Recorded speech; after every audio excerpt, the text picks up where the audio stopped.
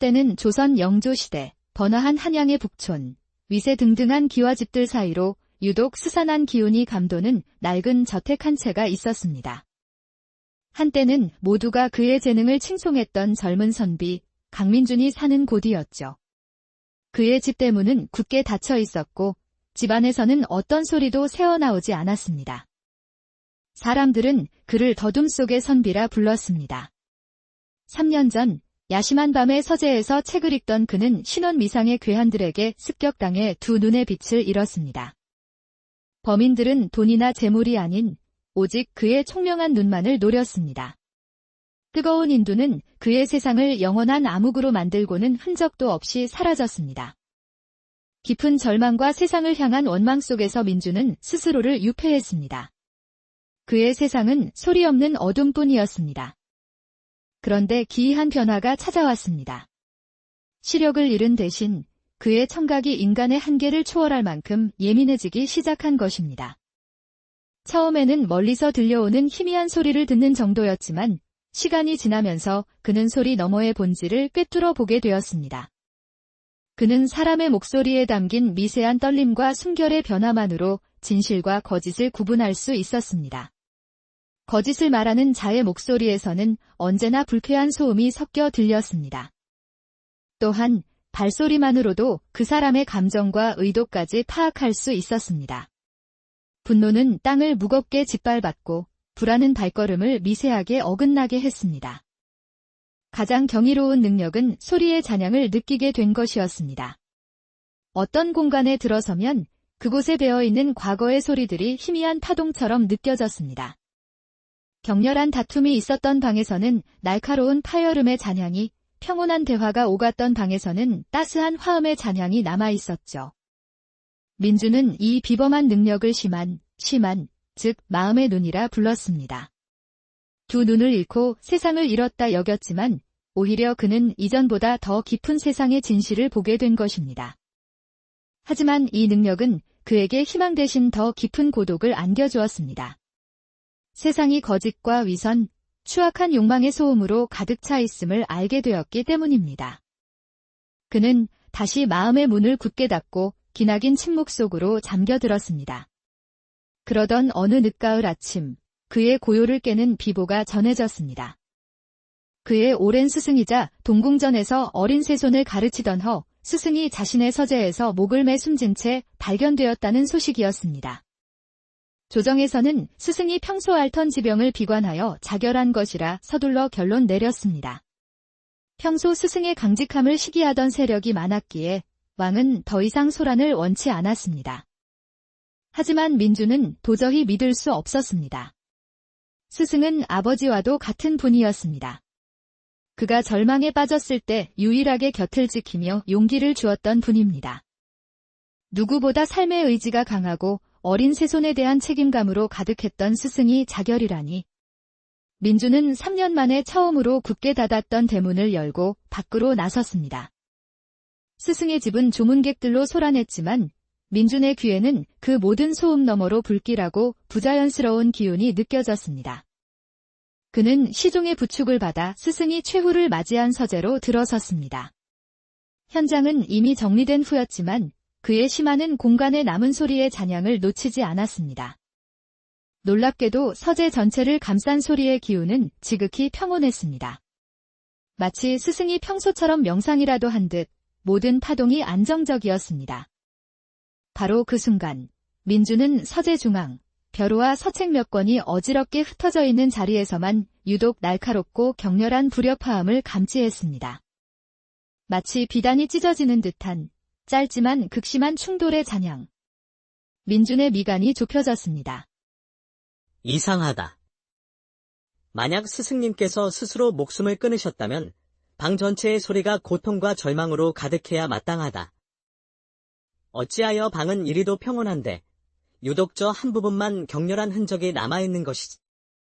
그것은 마치 누군가 일부러 다툼의 흔적을 만들고 그 외의 모든 것은 완벽하게 정리해 놓은 듯한 부자연스러운 상황이었습니다. 범인은 스승을 살해한 후 자결로 위장하기 위해 현장을 조작했던 것입니다. 하지만 보이지 않는 소리의 흔적까지는 지우지 못했습니다. 민주는 시만을 통해 스승의 죽음이 명백한 타살임을 확신했습니다. 그의 가슴 속에서 차가운 분노가 용암처럼 끓어오르기 시작했습니다. 그 시각, 민준의 모든 행동을 그림자처럼 지켜보는 이가 있었습니다. 내금이 소속의 비밀 요원, 윤채원이었습니다. 눈처럼 흰 피부와 얼음처럼 차가운 눈매를 가진 그녀는 왕의 밀명을 받고 스승의 죽음을 은밀히 조사하고 있었습니다. 채원 역시 이 사건이 단순한 자결이 아님을 직감하고 있었지만 물증이 부족했습니다. 그녀는 스승과 각별했던 민준이라면 무언가 알 것이라 생각하고 그의 뒤를 밟은 것입니다. 채원은 민준의 기이한 행동을 유심히 관찰했습니다. 맹인임에도 마치 눈이 보이는 사람처럼 서재 안을 꺼내렸고 손으로 아무것도 만지지 않은 채 허공에 귀를 기울였습니다. 이곳이 부자연스럽소. 민준이 정확히 벼루가 흩어져 있던 자리를 가리키며 중얼거렸을 때 채원은 소리 없이 경악했습니다. 그날 밤 채원은 복면으로 얼굴을 가린 채 민준의 집에 소리 없이 잠입했습니다. 그의 능력을 직접 시험하고 정체를 확인해야 했습니다. 그녀는 바람소리 하나 내지 않고 민준의 등 뒤로 다가가 날카로운 단도를 그의 목에 겨누었습니다. 그대의 정체는 무엇이냐? 허 스승의 죽음에 대해 무엇을 알고 있지? 보통 사람이라면 비명을 질렀을 상황. 하지만 민준은 놀랍도록 침착했습니다. 그는 희미한 미소까지 띈 채 입을 열었습니다. 낭자의 발걸음에는 소리가 없구려. 그 한마디에 오히려 채원의 온몸에 소름이 돋았습니다. 내 기척을 어찌 알았느냐? 보통의 무예를 익힌 자들은 발소리를 죽일 때 아주 미세하게 공기가 갈라지는 소리가 나기 마련이요. 허나 낭자의 발걸음에는 그 어떤 소리도 없었소. 마치 유령처럼 소리가 없는 발자국. 내가 아는 한 그런 보법을 쓰는 자들은 내금이의 그림자들 뿐인데. 맞소? 채원은 등골이 서늘해지는 것을 느끼며 단도를 거두고 복면을 벗었습니다. 이 남자는 평범한 맹인이 아니었습니다. 그대의 눈은 보이지 않을 터 덧지 그것을 알았느냐? 나는 눈 대신 귀로 세상을 봅니다. 스승님의 서재에도 그런 발자국이 하나 더 있었소. 소리가 없는 발자국. 범인은 낭자와 같은 특별한 훈련을 받은 자일 것이요. 소리 없는 발자국이라는 단서는 채원이 놓치고 있던 결정적인 증거였습니다. 범인은 고도로 훈련된 암살자. 그런 자를 고용할 수 있는 자는 한양에 그리 많지 않았습니다. 채원은 잠시 고민하다 민준에게 자신의 정체와 임무를 밝혔습니다. 내 이름은 윤채원. 내금이 소속으로 전하의 밀명을 받아 스승님의 죽음을 조사하고 있다. 그대의 도움이 필요하다. 좋소. 하지만 조건이 있어. 나는 내 방식으로 사건을 볼 것이니 낭자는 내 눈과 칼이 되어 내가 가리키는 곳의 증거를 찾아주시오. 채원은 고개를 끄덕였습니다. 그렇게 소리로 진실을 쫓는 맹인 선비와 왕의 그림자인 비밀 요원의 기묘하고도 위험한 공조가 시작되었습니다. 그들의 첫 번째 수사 대상은 민준이 스승의 서재에서 감지했던 또 다른 소리의 잔향, 바로 아주 귀한 송연먹의 향이었습니다. 범인은 현장에서 아주 귀한 송연먹을 사용했소. 아마도 스승님의 유서를 위조하려 했을 것이오. 그 먹에서는 보통 먹과는 다른 깊고 맑은 소나무의 파동이 느껴졌소. 송연먹이라니. 그것은 오직 왕실에만 진상되는 최고급 먹이다. 범인은 궁궐 최상층부와 아주 밀접한 관련이 있는 인물이 틀림없어. 단서는 조정의 최고 실세, 영의정 조대감을 가리키고 있었습니다. 그는 겉으로는 인자한 현자였지만 그 누구보다 강력한 권력을 쥐고 있었습니다. 민준은 조정회의에 방청객으로 참석하여 직접 그의 목소리를 듣기로 했습니다. 마침내 영의정 조대감이 입을 열었습니다. 그는 스승의 죽음을 애도하며 나라의 기강을 바로 세우겠다는 충심 어린 말을 했습니다. 그의 목소리는 깊고 온화했습니다. 태사님의 비통한 소식에 신료들 모두가 상심이 클 것이요. 부디 어린 세손 저하를 잘 보필하여 이 나라의 근간을 바로 세웁시다. 하지만 민준의 귀에는 전혀 다른 소리가 들렸습니다. 그의 심화는 완벽하게 조율된 슬픔의 파동 이면에 숨겨진 얼음처럼 차가운 만족감의 불협화음을 감지했습니다. 그가 새손에 대한 충심을 말할 때는 충성의 파동 뒤로 끌어오르는 용암 같은 거대한 야심의 파동이 느껴졌습니다. 속삭이며 저 자가 모든 일의 배후야. 영의정의 목소리는 하나의 거대한 거짓으로 이루어져 있어. 채원의 얼굴이 굳어졌습니다. 심증이 확신으로 바뀌는 순간이었습니다. 하지만 목소리가 증거가 될 수는 없었습니다. 그들에게는 스승이 숨긴 작은 옥새라는 결정적 물증이 필요했습니다. 한편 자신들의 정체가 드러날 위기에 처하자 조 대감 역시 움직였습니다. 그는 자신의 수하인 소리 없는 암살자 무음에게 민준을 제거하라는 명을 내렸습니다. 그날 밤 명상에 잠겨있던 민준의 등 뒤로 서늘한 살기가 느껴졌습니다. 아무 소리도 들리지 않았지만 죽음의 기운이 엄습했습니다. 민준이 본능적으로 몸을 날리는 순간 그가 앉아있던 자리에 시퍼런 단도가 박혔습니다. 소리를 죽이는 특수 가죽신을 신은 암살자 무음이었습니다. 내 놈이로구나. 스승님을 해친 놈이. 무음은 대답 대신 소리 없는 동작으로 다시 달려들었습니다. 민준은 절체절명의 위기에 빠졌습니다. 보이지도 들리지도 않는 적과 싸워야 하는 최악의 상황이었습니다. 궁지에 몰린 민준은 필사적으로 정신을 집중했습니다. 발소리 대신 그가 움직일 때마다 발생하는 아주 미세한 공기의 흐름과 옷기 스치는 소리를 읽어내려 애썼습니다. 거기다. 민준이 소리치는 순간 숨어있던 채원이 그림자처럼 나타나 무음의 앞을 막아섰습니다. 두 명의 그림자가 좁은 방 안에서 격돌했습니다. 불리함을 깨달은 무음은 결국 연막탄을 터뜨리고 어둠 속으로 사라졌습니다. 민준은 처음으로 죽음의 문턱에서 돌아왔습니다. 암살자의 습격으로 위협이 현실화되자 두 사람은 마지막 희망인 새손이진을 직접 만나기로 결심했습니다. 한밤중 채원은 민준을 데리고 동궁전으로 잠입했습니다. 어린 새손은 갑작스러운 이들의 등장에 놀랐지만 이내 침착함을 되찾았습니다. 그대들은 누구인데 한밤중에 짐의 처소를 찾았는가? 또한 이 맹인은 어찌 된 일인가? 저하, 이분은 눈으로 보는 것보다 더 많은 것을 보시는 분입니다. 저하, 시간이 없으니 바로 여쭙겠습니다.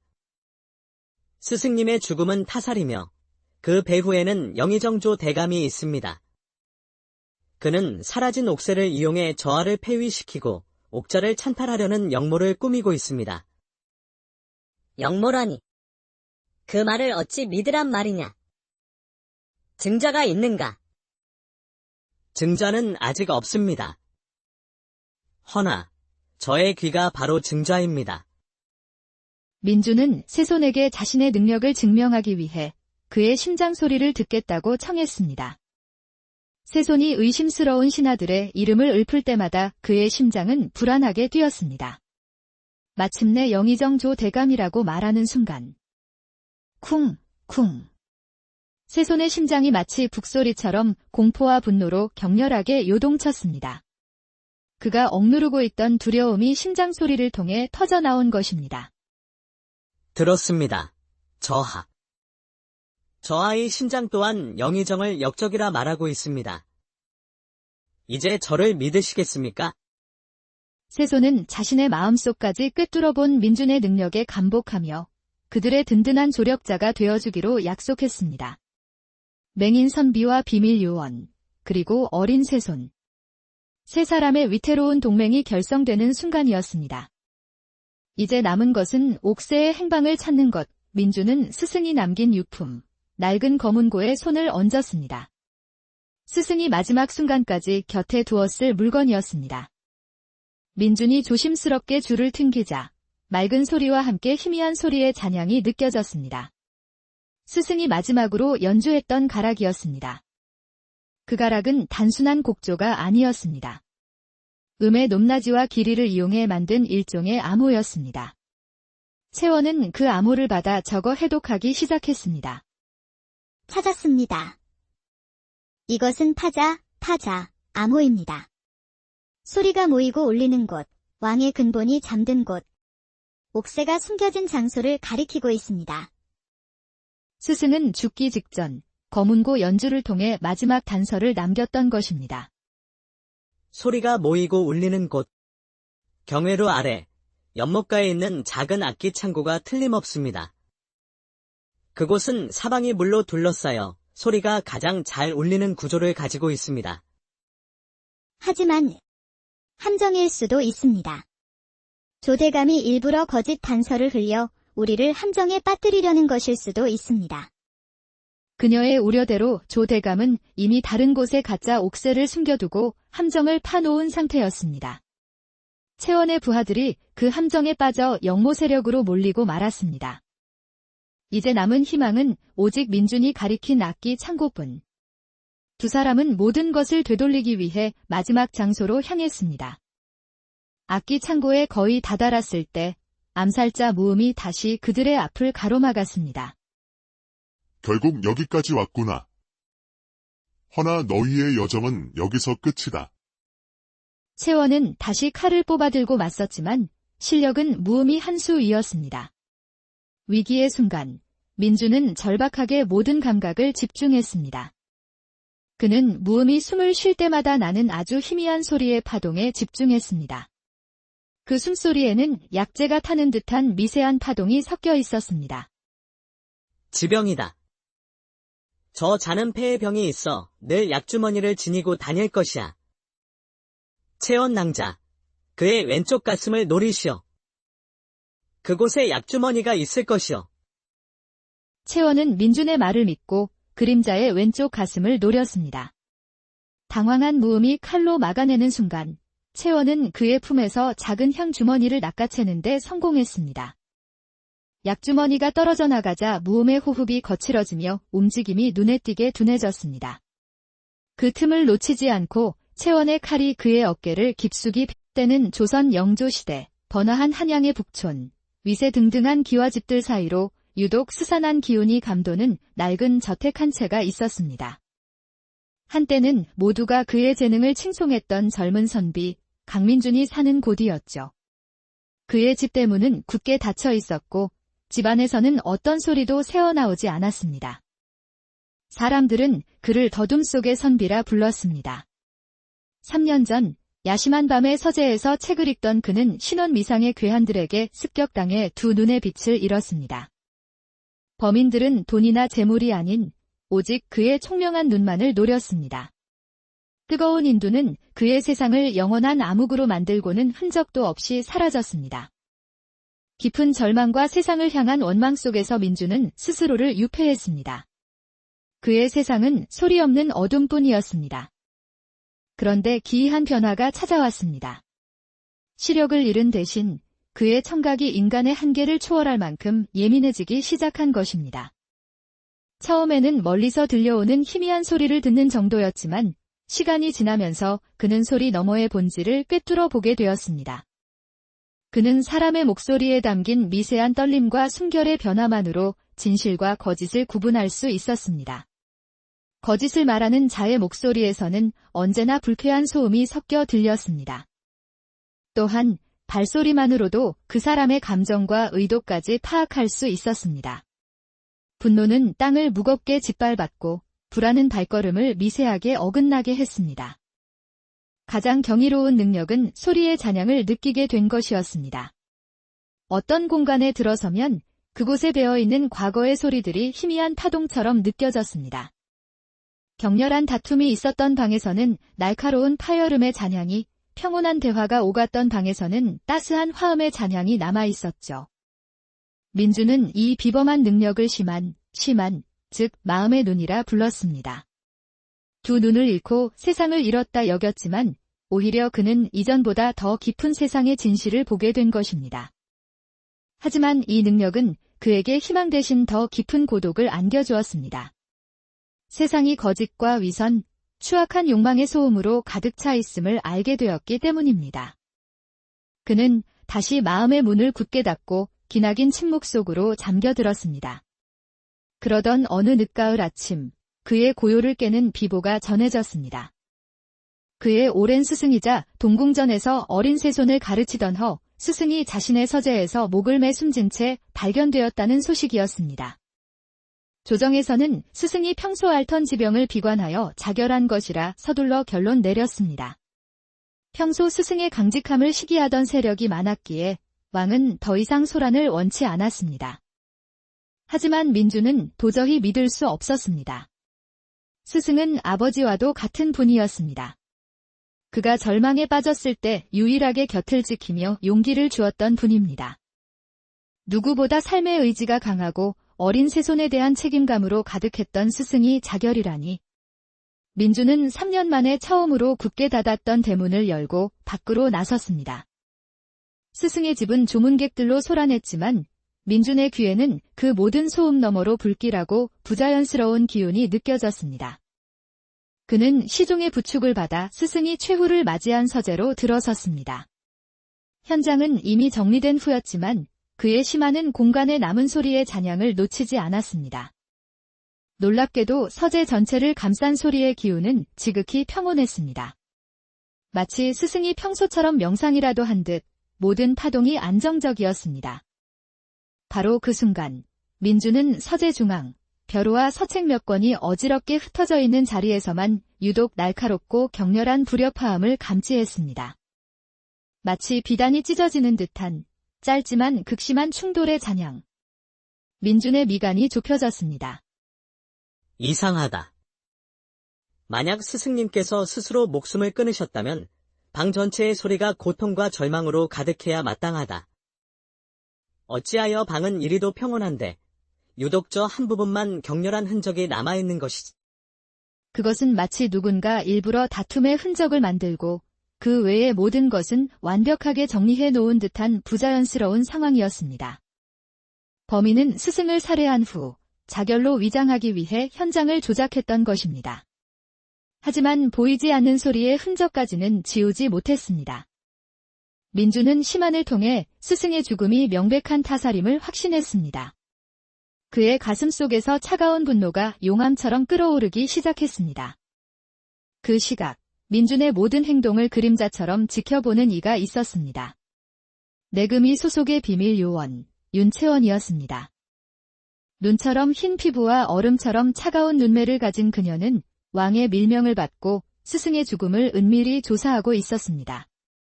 채원 역시 이 사건이 단순한 자결이 아님을 직감하고 있었지만 물증이 부족했습니다. 그녀는 스승과 각별했던 민준이라면 무언가 알 것이라 생각하고 그의 뒤를 밟은 것입니다. 채원은 민준의 기이한 행동을 유심히 관찰했습니다. 맹인임에도 마치 눈이 보이는 사람처럼 서재 안을 꺼내렸고 손으로 아무것도 만지지 않은 채 허공에 귀를 기울였습니다. 이곳이 부자연스럽소. 민준이 정확히 벼루가 흩어져 있던 자리를 가리키며 중얼거렸을 때 채원은 소리 없이 경악했습니다. 그날 밤 채원은 복면으로 얼굴을 가린 채 민준의 집에 소리 없이 잠입했습니다. 그의 능력을 직접 시험하고 정체를 확인해야 했습니다. 그녀는 바람소리 하나 내지 않고 민준의 등 뒤로 다가가 날카로운 단도를 그의 목에 겨누었습니다. 그대의 정체는 무엇이냐? 허 스승의 죽음에 대해 무엇을 알고 있지? 보통 사람이라면 비명을 질렀을 상황. 하지만 민주는 놀랍도록 침착했습니다. 그는 희미한 미소까지 띈 채 입을 열었습니다. 낭자의 발걸음에는 소리가 없구려. 그 한마디에 오히려 채원의 온몸에 소름이 돋았습니다. 내 기척을 어찌 알았느냐? 보통의 무예를 익힌 자들은 발소리를 죽일 때 아주 미세하게 공기가 갈라지는 소리가 나기 마련이요. 허나 낭자의 발걸음에는 그 어떤 소리도 없었소. 마치 유령처럼 소리가 없는 발자국. 내가 아는 한 그런 보법을 쓰는 자들은 내금이의 그림자들 뿐인데. 맞소? 채원은 등골이 서늘해지는 것을 느끼며 단도를 거두고 복면을 벗었습니다. 이 남자는 평범한 맹인이 아니었습니다. 그대의 눈은 보이지 않을 터 덧지 그것을 알았느냐? 나는 눈 대신 귀로 세상을 봅니다. 스승님의 서재에도 그런 발자국이 하나 더 있었소. 소리가 없는 발자국. 범인은 낭자와 같은 특별한 훈련을 받은 자일 것이요. 소리 없는 발자국이라는 단서는 채원이 놓치고 있던 결정적인 증거였습니다. 범인은 고도로 훈련된 암살자. 그런 자를 고용할 수 있는 자는 한양에 그리 많지 않았습니다. 채원은 잠시 고민하다 민준에게 자신의 정체와 임무를 밝혔습니다. 내 이름은 윤채원. 내금이 소속으로 전하의 밀명을 받아 스승님의 죽음을 조사하고 있다. 그대의 도움이 필요하다. 좋소. 하지만 조건이 있어. 나는 내 방식으로 사건을 볼 것이니 낭자는 내 눈과 칼이 되어 내가 가리키는 곳의 증거를 찾아주시오. 채원은 고개를 끄덕였습니다. 그렇게 소리로 진실을 쫓는 맹인 선비와 왕의 그림자인 비밀 요원의 기묘하고도 위험한 공조가 시작되었습니다. 그들의 첫 번째 수사 대상은 민준이 스승의 서재에서 감지했던 또 다른 소리의 잔향, 바로 아주 귀한 송연먹의 향이었습니다. 범인은 현장에서 아주 귀한 송연먹을 사용했소. 아마도 스승님의 유서를 위조하려 했을 것이오. 그 먹에서는 보통 먹과는 다른 깊고 맑은 소나무의 파동이 느껴졌소. 송연먹이라니. 그것은 오직 왕실에만 진상되는 최고급 먹이다. 범인은 궁궐 최상층부와 아주 밀접한 관련이 있는 인물이 틀림없어. 단서는 조정의 최고 실세, 영의정 조대감을 가리키고 있었습니다. 그는 겉으로는 인자한 현자였지만 그 누구보다 강력한 권력을 쥐고 있었습니다. 민준은 조정회의에 방청객으로 참석하여 직접 그의 목소리를 듣기로 했습니다. 마침내 영의정 조대감이 입을 열었습니다. 그는 스승의 죽음을 애도하며 나라의 기강을 바로 세우겠다는 충심 어린 말을 했습니다. 그의 목소리는 깊고 온화했습니다. 태사님의 비통한 소식의 신료들 모두가 상심이 클 것이요. 부디 어린 세손 저하를 잘 보필하여 이 나라의 근간을 바로 세웁시다. 하지만 민준의 귀에는 전혀 다른 소리가 들렸습니다. 그의 심화는 완벽하게 조율된 슬픔의 파동 이면에 숨겨진 얼음처럼 차가운 만족감의 불협화음을 감지했습니다. 그가 세손에 대한 충심을 말할 때는 충성의 파동 뒤로 끓어오르는 용암 같은 거대한 야심의 파동이 느껴졌습니다. 속삭이며 저 자가 모든 일의 배후야. 영의정의 목소리는 하나의 거대한 거짓으로 이루어져 있어. 채원의 얼굴이 굳어졌습니다. 심증이 확신으로 바뀌는 순간이었습니다. 하지만 목소리가 증거가 될 수는 없었습니다. 그들에게는 스승이 숨긴 작은 옥새라는 결정적 물증이 필요했습니다. 한편 자신들의 정체가 드러날 위기에 처하자 조 대감 역시 움직였습니다. 그는 자신의 수하인 소리 없는 암살자 무음에게 민준을 제거하라는 명을 내렸습니다.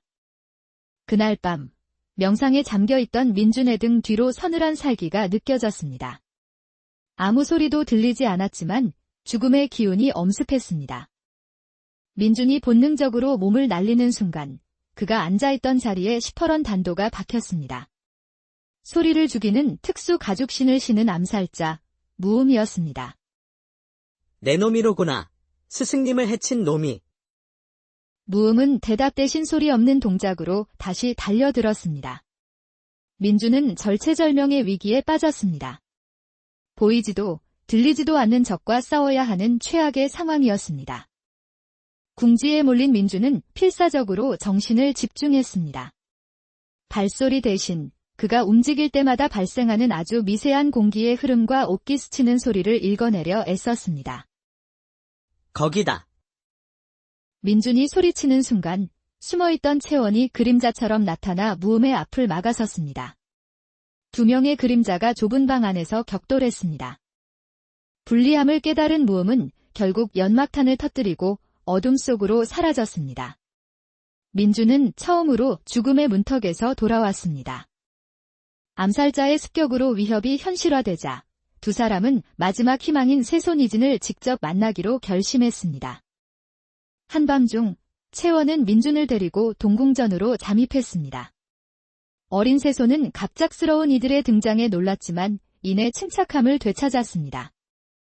그대들은 누구인데 한밤중에 짐의 처소를 찾았는가? 또한 이 맹인은 어찌 된 일인가? 저하, 이분은 눈으로 보는 것보다 더 많은 것을 보시는 분입니다.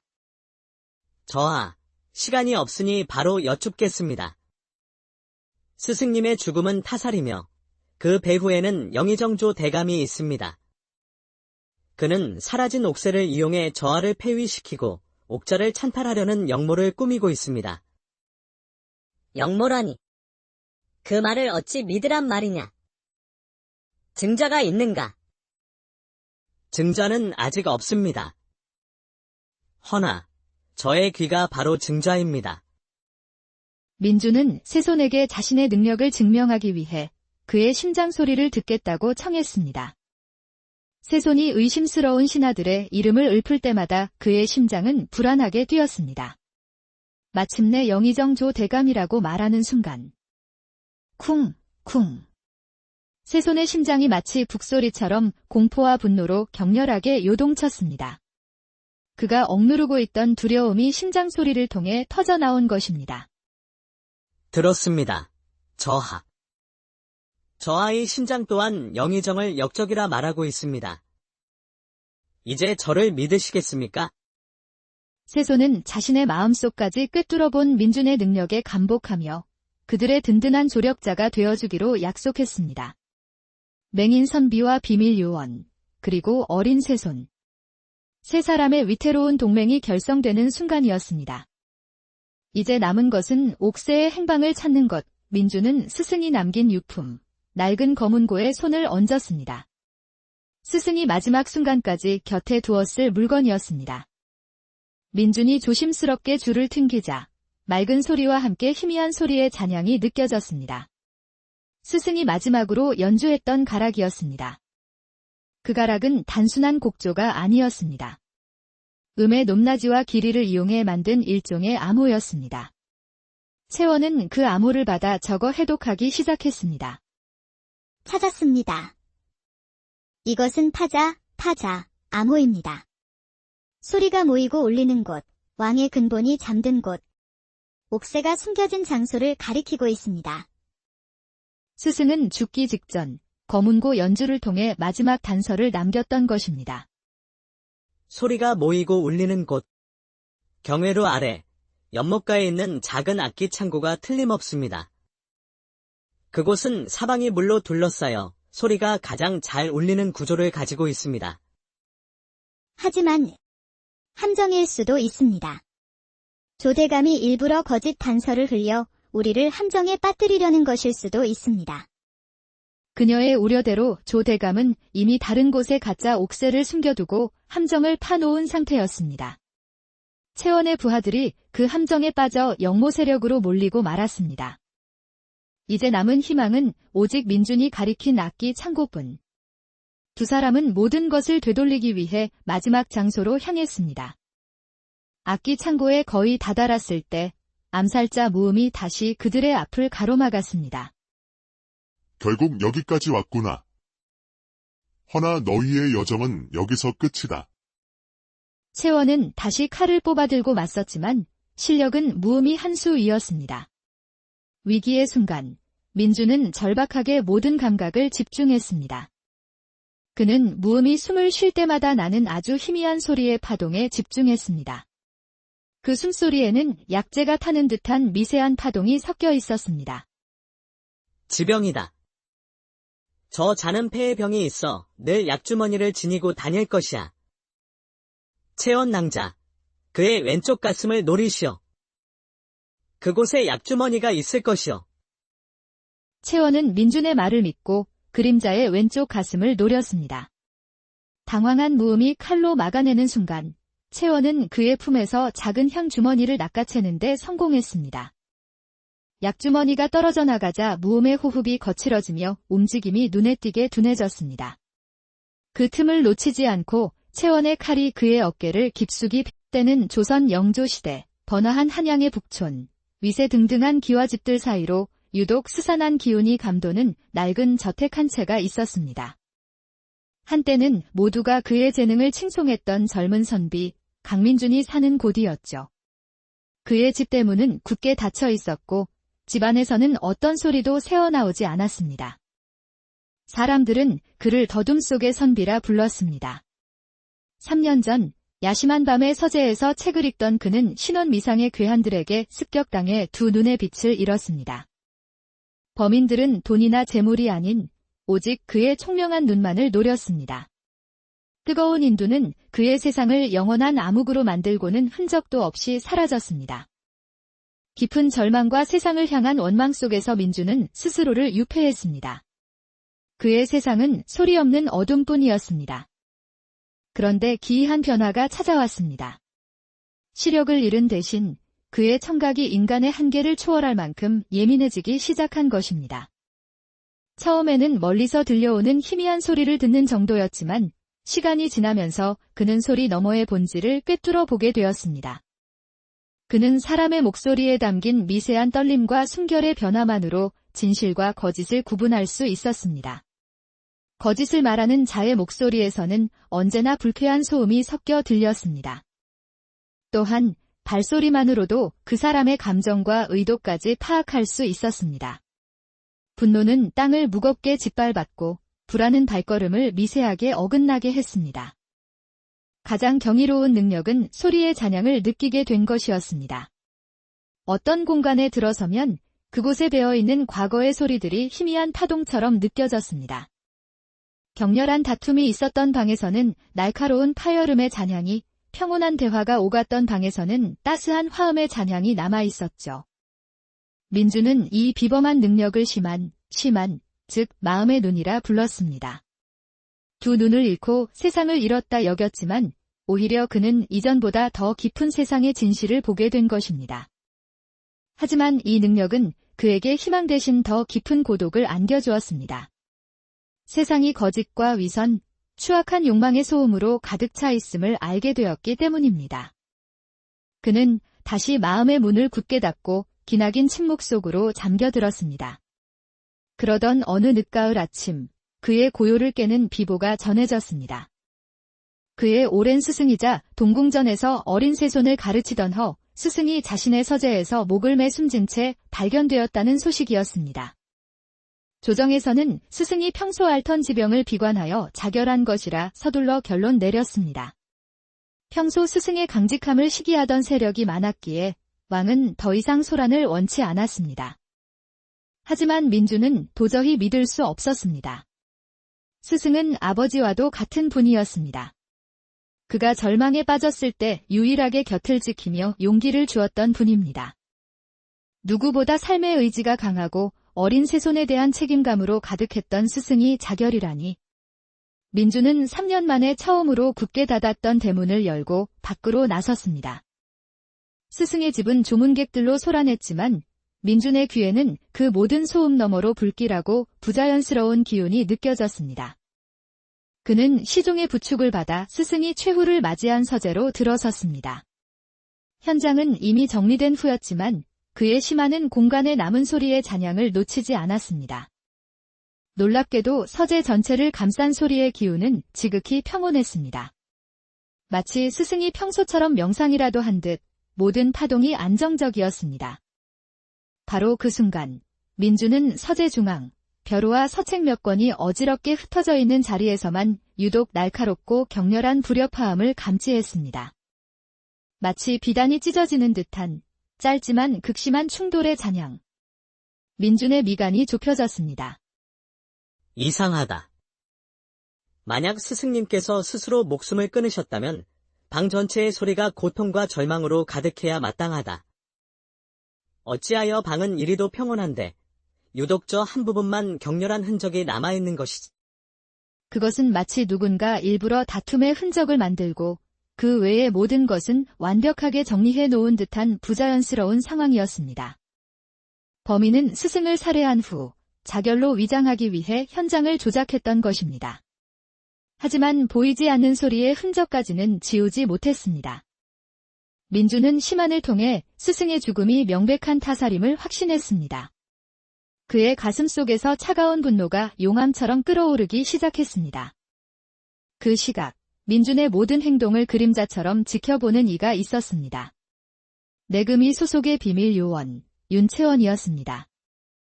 눈처럼 흰 피부와 얼음처럼 차가운 눈매를 가진 그녀는 왕의 밀명을 받고 스승의 죽음을 은밀히 조사하고 있었습니다. 채원 역시 이 사건이 단순한 자결이 아님을 직감하고 있었지만 물증이 부족했습니다. 그녀는 스승과 각별했던 민준이라면 무언가 알 것이라 생각하고 그의 뒤를 밟은 것입니다. 채원은 민준의 기이한 행동을 유심히 관찰했습니다. 맹인임에도 마치 눈이 보이는 사람처럼 서지 않을 건 잃었고 손으로 아무것도 만지지 않은 채 허공에 귀를 기울였습니다. 이곳이 부자연스럽소. 민준이 정확히 벼루가 흩어져 있던 자리를 가리키며 중얼거렸을 때 채원은 소리 없이 경악했습니다. 그날 밤 채원은 복면으로 얼굴을 가린 채 민준의 집에 소리 없이 잠입했습니다. 그의 능력을 직접 시험하고 정체를 확인해야 했습니다. 그녀는 바람소리 하나 내지 않고 민준의 등 뒤로 다가가 날카로운 단도를 그의 목에 겨누었습니다. 그대의 정체는 무엇이냐? 허 스승의 죽음에 대해 무엇을 알고 있지? 보통 사람이라면 비명을 질렀을 상황. 하지만 민준은 놀랍도록 침착했습니다. 그는 희미한 미소까지 띈 채 입을 열었습니다. 낭자의 발걸음에는 소리가 없구려. 그 한마디에 오히려 채원의 온몸에 소름이 돋았습니다. 내 기척을 어찌 알았느냐? 보통의 무예를 익힌 자들은 발소리를 죽일 때 아주 미세하게 공기가 갈라지는 소리가 나기 마련이요. 허나 낭자의 발걸음에는 그 어떤 소리도 없었소. 마치 유령처럼 소리가 없는 발자국. 내가 아는 한 그런 보법을 쓰는 자들은 내금이의 그림자들 뿐인데. 맞소? 채원은 등골이 서늘해지는 것을 느끼며 단도를 거두고 복면을 벗었습니다. 이 남자는 평범한 맹인이 아니었습니다. 그대의 눈은 보이지 않을 터 어찌 그것을 알았느냐? 나는 눈 대신 귀로 세상을 봅니다. 스승님의 서재에도 그런 발자국이 하나 더 있었소. 소리가 없는 발자국. 범인은 낭자와 같은 특별한 훈련을 받은 자일 것이오. 소리 없는 발자국이라는 단서는 채원이 놓치고 있던 결정적인 증거였습니다. 범인은 고도로 훈련된 암살자. 그런 자를 고용할 수 있는 자는 한양에 그리 많지 않았습니다. 채원은 잠시 고민하다 민준에게 자신의 정체와 임무를 밝혔습니다. 내 이름은 윤채원. 내금이 소속으로 전하의 밀명을 받아 스승님의 죽음을 조사하고 있다. 그대의 도움이 필요하다. 좋소. 하지만 조건이 있어. 나는 내 방식으로 사건을 볼 것이니 낭자는 내 눈과 칼이 되어 내가 가리키는 곳의 증거를 찾아주시오. 채원은 고개를 끄덕였습니다. 그렇게 소리로 진실을 쫓는 맹인 선비와 왕의 그림자인 비밀 요원의 기묘하고도 위험한 공조가 시작되었습니다. 그들의 첫 번째 수사 대상은 민준이 스승의 서재에서 감지했던 또 다른 소리의 잔향, 바로 아주 귀한 송연먹의 향이었습니다. 범인은 현장에서 아주 귀한 송연먹을 사용했소. 아마도 스승님의 유서를 위조하려 했을 것이오. 그 먹에서는 보통 먹과는 다른 깊고 맑은 소나무의 파동이 느껴졌소. 송연먹이라니. 그것은 오직 왕실에만 진상되는 최고급 먹이다. 범인은 궁궐 최상층부와 아주 밀접한 관련이 있는 인물이 틀림없어.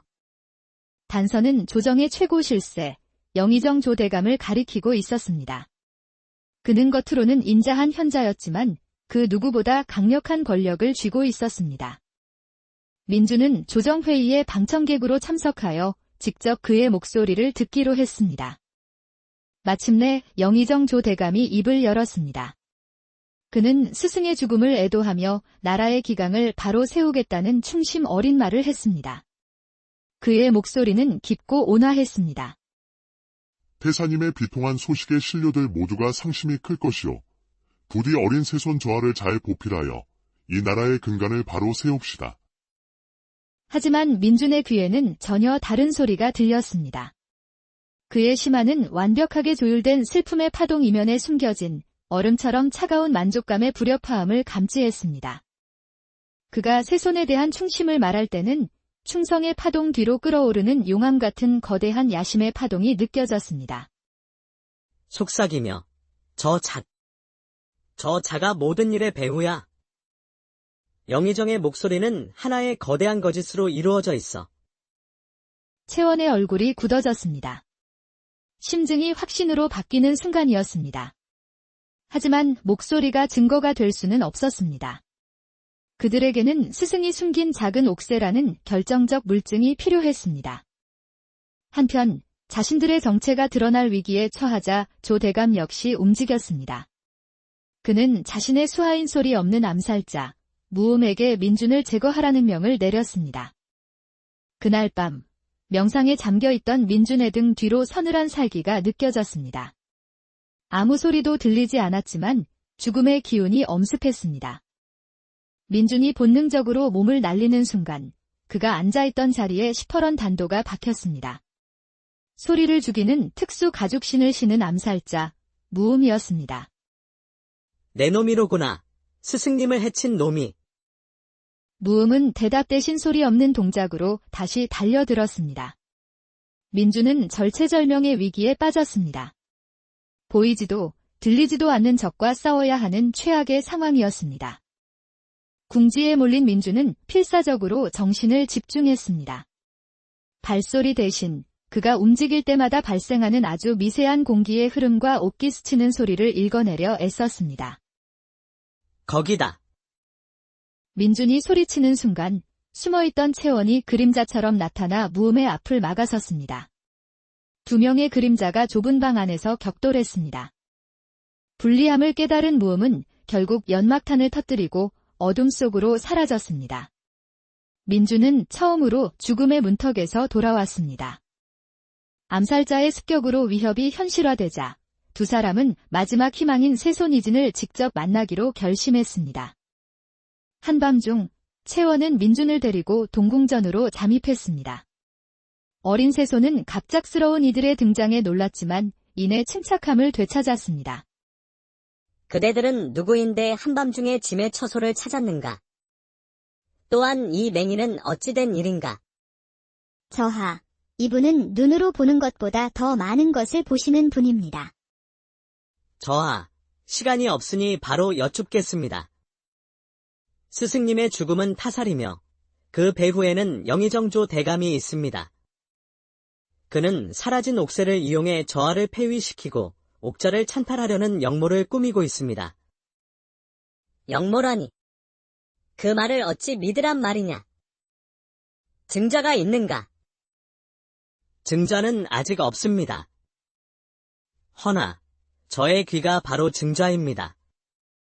민준은 새손에게 자신의 능력을 증명하기 위해 그의 심장 소리를 듣겠다고 청했습니다. 새손이 의심스러운 신하들의 이름을 읊을 때마다 그의 심장은 불안하게 뛰었습니다. 마침내 영의정 조 대감이라고 말하는 순간 쿵, 쿵. 새손의 심장이 마치 북소리처럼 공포와 분노로 격렬하게 요동쳤습니다. 그가 억누르고 있던 두려움이 심장 소리를 통해 터져나온 것입니다. 들었습니다. 저하. 저하의 심장 또한 영의정을 역적이라 말하고 있습니다. 이제 저를 믿으시겠습니까? 새손은 자신의 마음속까지 꿰뚫어본 민준의 능력에 감복하며 그들의 든든한 조력자가 되어주기로 약속했습니다. 맹인 선비와 비밀 요원, 그리고 어린 새손. 세 사람의 위태로운 동맹이 결성되는 순간이었습니다. 이제 남은 것은 옥새의 행방을 찾는 것. 민준은 스승이 남긴 유품, 낡은 검은고에 손을 얹었습니다. 스승이 마지막 순간까지 곁에 두었을 물건이었습니다. 민준이 조심스럽게 줄을 튕기자 맑은 소리와 함께 희미한 소리의 잔향이 느껴졌습니다. 스승이 마지막으로 연주했던 가락이었습니다. 그 가락은 단순한 곡조가 아니었습니다. 음의 높낮이와 길이를 이용해 만든 일종의 암호였습니다. 채원은 그 암호를 받아 적어 해독하기 시작했습니다. 찾았습니다. 이것은 타자, 암호입니다. 소리가 모이고 울리는 곳, 왕의 근본이 잠든 곳, 옥새가 숨겨진 장소를 가리키고 있습니다. 스승은 죽기 직전 검은고 연주를 통해 마지막 단서를 남겼던 것입니다. 소리가 모이고 울리는 곳. 경회로 아래 연못가에 있는 작은 악기 창고가 틀림없습니다. 그곳은 사방이 물로 둘러싸여 소리가 가장 잘 울리는 구조를 가지고 있습니다. 하지만 함정일 수도 있습니다. 조대감이 일부러 거짓 단서를 흘려 우리를 함정에 빠뜨리려는 것일 수도 있습니다. 그녀의 우려대로 조 대감은 이미 다른 곳에 가짜 옥새를 숨겨두고 함정을 파놓은 상태였습니다. 채원의 부하들이 그 함정에 빠져 영모 세력으로 몰리고 말았습니다. 이제 남은 희망은 오직 민준이 가리킨 악기 창고뿐. 두 사람은 모든 것을 되돌리기 위해 마지막 장소로 향했습니다. 악기 창고에 거의 다다랐을 때 암살자 무음이 다시 그들의 앞을 가로막았습니다. 결국 여기까지 왔구나. 허나 너희의 여정은 여기서 끝이다. 채원은 다시 칼을 뽑아들고 맞섰지만 실력은 무음이 한 수 위였습니다. 위기의 순간, 민주는 절박하게 모든 감각을 집중했습니다. 그는 무음이 숨을 쉴 때마다 나는 아주 희미한 소리의 파동에 집중했습니다. 그 숨소리에는 약재가 타는 듯한 미세한 파동이 섞여 있었습니다. 지병이다. 저 자는 폐에 병이 있어 늘 약주머니를 지니고 다닐 것이야. 채원 낭자, 그의 왼쪽 가슴을 노리시오. 그곳에 약주머니가 있을 것이오. 채원은 민준의 말을 믿고 그림자의 왼쪽 가슴을 노렸습니다. 당황한 무음이 칼로 막아내는 순간 채원은 그의 품에서 작은 향 주머니를 낚아채는 데 성공했습니다. 약주머니가 떨어져 나가자 무음의 호흡이 거칠어지며 움직임이 눈에 띄게 둔해졌습니다. 그 틈을 놓치지 않고 채원의 칼이 그의 어깨를 깊숙이 때는 조선 영조시대 번화한 한양의 북촌, 위세 등등한 기와집들 사이로 유독 스산한 기운이 감도는 낡은 저택 한 채가 있었습니다. 한때는 모두가 그의 재능을 칭송했던 젊은 선비, 강민준이 사는 곳이었죠. 그의 집 대문은 굳게 닫혀 있었고 집안에서는 어떤 소리도 새어나오지 않았습니다. 사람들은 그를 더둠 속의 선비라 불렀습니다. 3년 전 야심한 밤에 서재에서 책을 읽던 그는 신원 미상의 괴한들에게 습격당해 두 눈의 빛을 잃었습니다. 범인들은 돈이나 재물이 아닌 오직 그의 총명한 눈만을 노렸습니다. 뜨거운 인두는 그의 세상을 영원한 암흑으로 만들고는 흔적도 없이 사라졌습니다. 깊은 절망과 세상을 향한 원망 속에서 민주는 스스로를 유폐했습니다. 그의 세상은 소리 없는 어둠뿐이었습니다. 그런데 기이한 변화가 찾아왔습니다. 시력을 잃은 대신 그의 청각이 인간의 한계를 초월할 만큼 예민해지기 시작한 것입니다. 처음에는 멀리서 들려오는 희미한 소리를 듣는 정도였지만 시간이 지나면서 그는 소리 너머의 본질을 꿰뚫어 보게 되었습니다. 그는 사람의 목소리에 담긴 미세한 떨림과 숨결의 변화만으로 진실과 거짓을 구분할 수 있었습니다. 거짓을 말하는 자의 목소리에서는 언제나 불쾌한 소음이 섞여 들렸습니다. 또한 발소리만으로도 그 사람의 감정과 의도까지 파악할 수 있었습니다. 분노는 땅을 무겁게 짓밟았고 불안은 발걸음을 미세하게 어긋나게 했습니다. 가장 경이로운 능력은 소리의 잔향을 느끼게 된 것이었습니다. 어떤 공간에 들어서면 그곳에 배어있는 과거의 소리들이 희미한 파동처럼 느껴졌습니다. 격렬한 다툼이 있었던 방에서는 날카로운 파열음의 잔향이, 평온한 대화가 오갔던 방에서는 따스한 화음의 잔향이 남아있었죠. 민주는 이 비범한 능력을 심한, 즉 마음의 눈이라 불렀습니다. 두 눈을 잃고 세상을 잃었다 여겼지만 오히려 그는 이전보다 더 깊은 세상의 진실을 보게 된 것입니다. 하지만 이 능력은 그에게 희망 대신 더 깊은 고독을 안겨주었습니다. 세상이 거짓과 위선, 추악한 욕망의 소음으로 가득 차 있음을 알게 되었기 때문입니다. 그는 다시 마음의 문을 굳게 닫고 기나긴 침묵 속으로 잠겨들었습니다. 그러던 어느 늦가을 아침, 그의 고요를 깨는 비보가 전해졌습니다. 그의 오랜 스승이자 동궁전에서 어린 새손을 가르치던 스승이 자신의 서재에서 목을 매 숨진 채 발견되었다는 소식이었습니다. 조정에서는 스승이 평소 앓던 지병을 비관하여 자결한 것이라 서둘러 결론 내렸습니다. 평소 스승의 강직함을 시기하던 세력이 많았기에 왕은 더 이상 소란을 원치 않았습니다. 하지만 민주는 도저히 믿을 수 없었습니다. 스승은 아버지와도 같은 분이었습니다. 그가 절망에 빠졌을 때 유일하게 곁을 지키며 용기를 주었던 분입니다. 누구보다 삶의 의지가 강하고 어린 세손에 대한 책임감으로 가득했던 스승이 자결이라니. 민주는 3년 만에 처음으로 굳게 닫았던 대문을 열고 밖으로 나섰습니다.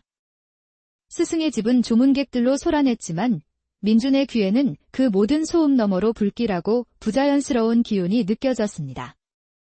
그는 시종의 부축을 받아 스승이 최후를 맞이한 서재로 들어섰습니다. 현장은 이미 정리된 후였지만 그의 심화는 공간에 남은 소리의 잔향을 놓치지 않았습니다. 놀랍게도 서재 전체를 감싼 소리의 기운은 지극히 평온했습니다. 마치 스승이 평소처럼 명상이라도 한 듯 모든 파동이 안정적이었습니다. 바로 그 순간 민주는 서재 중앙, 벼루와 서책 몇 권이 어지럽게 흩어져 있는 자리에서만 유독 날카롭고 격렬한 불협화음을 감지했습니다. 마치 비단이 찢어지는 듯한 짧지만 극심한 충돌의 잔향. 민준의 미간이 좁혀졌습니다. 이상하다. 만약 스승님께서 스스로 목숨을 끊으셨다면 방 전체의 소리가 고통과 절망으로 가득해야 마땅하다. 어찌하여 방은 이리도 평온한데 유독 저 한 부분만 격렬한 흔적이 남아있는 것이지. 그것은 마치 누군가 일부러 다툼의 흔적을 만들고 그 외의 모든 것은 완벽하게 정리해 놓은 듯한 부자연스러운 상황이었습니다. 범인은 스승을 살해한 후 자결로 위장하기 위해 현장을 조작했던 것입니다. 하지만 보이지 않는 소리의 흔적까지는 지우지 못했습니다. 민주는 심한을 통해 스승의 죽음이 명백한 타살임을 확신했습니다. 그의 가슴 속에서 차가운 분노가 용암처럼 끓어오르기 시작했습니다. 그 시각, 민준의 모든 행동을 그림자처럼 지켜보는 이가 있었습니다. 내금이 소속의 비밀 요원, 윤채원이었습니다. 눈처럼 흰 피부와 얼음처럼 차가운 눈매를 가진 그녀는 왕의 밀명을 받고 스승의 죽음을 은밀히 조사하고 있었습니다. 채원 역시 이 사건이 단순한 자결이 아님을 직감하고 있었지만 물증이 부족했습니다. 그녀는 스승과 각별했던 민준이라면 무언가 알 것이라 생각하고 그의 뒤를 밟은 것입니다. 채원은 민준의 기이한 행동을 유심히 관찰했습니다. 맹인임에도 마치 눈이 보이는 사람처럼 서재 안을 거닐었고 손으로 아무것도 만지지 않은 채 허공에 귀를 기울였습니다. 이곳이 부자연스럽소. 민준이 정확히 벼루가 흩어져 있던 자리를 가리키며 중얼거렸을 때 채원은 소리 없이 경악했습니다. 그날 밤 채원은 복면으로 얼굴을 가린 채 민준의 집에 소리 없이 잠입했습니다. 그의 능력을 직접 시험하고 정체를 확인해야 했습니다. 그녀는 바람소리 하나 내지 않고 민준의 등 뒤로 다가가 날카로운 단도를 그의 목에 겨누었습니다. 그대의 정체는 무엇이냐? 허 스승의 죽음에 대해 무엇을 알고 있지? 보통 사람이라면 비명을 질렀을 상황. 하지만 민주는 놀랍도록 침착했습니다. 그는 희미한 미소까지 띈 채 입을 열었습니다. 낭자의 발걸음에는 소리가 없구려. 그 한마디에 오히려 채원의 온몸에 소름이 돋았습니다. 내 기척을 어찌 알았느냐? 보통의 무예를 익힌 자들은 발소리를 죽일 때 아주 미세하게 공기가 갈라지는 소리가 나기 마련이요. 허나 낭자의 발걸음에는 그 어떤 소리도 없었소. 마치 유령처럼 소리가 없는 발자국. 내가 아는 한 그런 보법을 쓰는 자들은 내금이의 그림자들 뿐인데. 맞소? 채원은 등골이 서늘해지는 것을 느끼며 단도를 거두고 복면을 벗었습니다. 이 남자는 평범한 맹인이 아니었습니다. 그대의 눈은 보이지 않을 터 어찌 그것을 알았느냐? 나는 눈 대신 귀로 세상을 봅니다. 스승님의 서재에도 그런 발자국이 하나 더 있었소. 소리가 없는 발자국. 범인은 낭자와 같은 특별한 훈련을 받은 자일 것이요. 소리 없는 발자국이라는 단서는 채원이 놓치고 있던 결정적인 증거였습니다.